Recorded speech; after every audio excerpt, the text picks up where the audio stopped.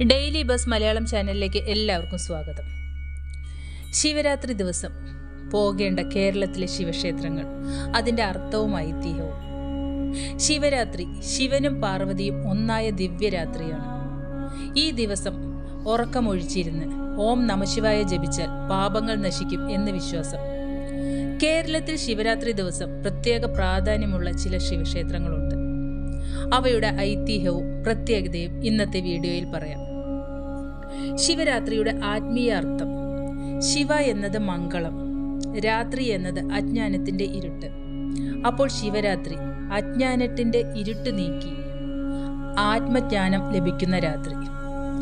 ഐതിഹ്യപ്രകാരം ഈ രാത്രിയിലാണ് ശിവൻ ലിംഗരൂപത്തിൽ പ്രത്യക്ഷപ്പെട്ടത്. ഇന്നാണ് ശിവനും പാർവതിയും വിവാഹിതരായെന്ന് പറയുന്ന പരമ്പരയുമുണ്ട്.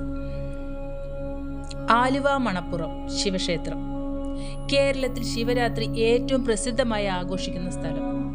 ഐതിഹ്യം: പരശുരാമൻ കേരളം സൃഷ്ടിച്ചപ്പോൾ ഇവിടെ ശിവലിംഗം പ്രതിഷ്ഠിച്ചു എന്നാണ് വിശ്വാസം.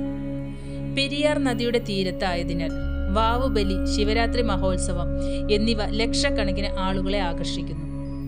ശിവരാത്രി ദിവസം രാത്രി മുഴുവൻ ഉറക്കമൊഴിച്ച് ഭജന, ദീപാരാധന എന്നിവ നടക്കും. 2.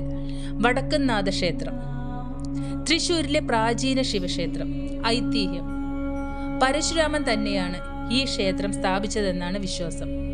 ഇവിടെ ശിവൻ വലിയ ലിംഗരൂപത്തിലാണ്. ശിവരാത്രി ദിവസം പ്രത്യേക അഭിഷേകം, രുദ്രജപം നടക്കുന്നു. ഇത് കേരളത്തിലെ ഏറ്റവും ശക്തമായ ശിവക്ഷേത്രങ്ങളിൽ ഒന്നായി കരുതപ്പെടുന്നു. 3. ഏറ്റുമാനൂർ മഹാദേവ ക്ഷേത്രം കോട്ടയം ജില്ലയിൽ സ്ഥിതി ചെയ്യുന്ന പ്രസിദ്ധ ക്ഷേത്രം.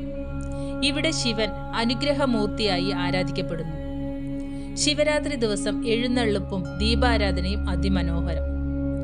കലാ സംഗീത മേഖലയിലുള്ളവർ പ്രത്യേകം പ്രാർത്ഥിക്കാനായി ഇവിടെ എത്തുന്ന സ്ഥലം. 4. തിരുനാവായ നാവാമുകുന്ദ ക്ഷേത്രം. ഇത് പ്രധാനമായും വിഷ്ണു ക്ഷേത്രമായിരുന്നാലും പമ്പാ നദീതീരത്ത് ശിവരാത്രി ദിവസം വലിയ ശിവപൂജകളും നടക്കുന്നു. ശിവവിഷ്ണു ഐക്യം പ്രതിഫലിപ്പിക്കുന്ന സ്ഥലം എന്ന പ്രത്യേകതയുമുണ്ട്. 5. തളിപ്പറമ്പ് രാജരാജേശ്വര ക്ഷേത്രം കണ്ണൂർ ജില്ലയിലെ ശക്തമായ ശിവക്ഷേത്രം.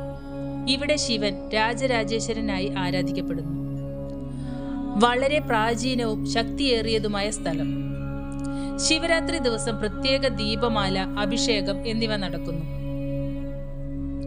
ശിവരാത്രി ദിവസം ചെയ്യേണ്ട കാര്യങ്ങൾ: ഉപവാസം പാലിക്കുക, രാത്രി ഉറക്കമൊഴിക്കുക, ഓം നമഃശിവായ 108 തവണ ജപിച്ചുകൊണ്ടിരിക്കുക, പൂവളത്തിന്റെ ഇല സമർപ്പണം ചെയ്യുക, ദാനം ചെയ്യുക. ശിവരാത്രിയുടെ ആഴത്തിലുള്ള ആത്മീയ സന്ദേശം എന്താണെന്ന് വെച്ചാൽ, ഈ ദിവസം നമ്മൾ നമ്മുടെ അഹങ്കാരം വിട്ട് മനസ്സിലെ ഇരുട്ട് നീക്കാൻ പ്രാർത്ഥിക്കണം. ശിവൻ നാശത്തിന്റെ ദേവനല്ല, ശിവൻ മാറ്റത്തിന്റെ ദേവനാണ്. പഴയ ദുഃഖങ്ങൾ നശിപ്പിച്ച് പുതിയ തുടക്കം നൽകുന്ന ശക്തി. നിങ്ങൾ ഏത് ക്ഷേത്രത്തിലാണ് ശിവരാത്രി പ്രാർത്ഥിക്കാൻ പോകുന്നത്? ഒന്ന് കമന്റിൽ എഴുതൂ. ഈ വീഡിയോ ഇഷ്ടപ്പെട്ടാൽ സബ്സ്ക്രൈബ് ചെയ്യാൻ മറക്കല്ലേ. Thank you.